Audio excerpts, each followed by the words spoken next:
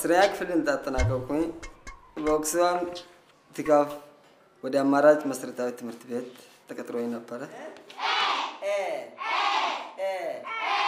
ዩ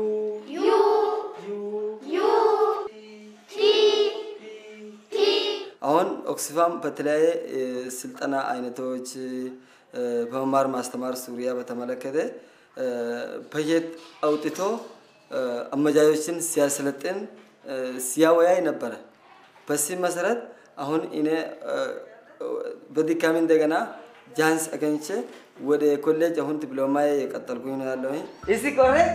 Yes! Correct. Is correct. በተማርኩት መሰረት አሁን ተግባራዊ ያደረኩኝ ትምህርቱን ያሻሻልኩኝ ይገኛለሁ በዚሁ 2001 ላይ ደግሞ ከአማራጭ መሰረታዊ ትምህርት ቤት ወደ መንጌ ሁለተኛ እና አንደኛ መለስተኛ ትምህርት ቤት ሲወረ ከንቼ አሁን እዚህ መደበኛ ትምህርት ቤት ውስጥ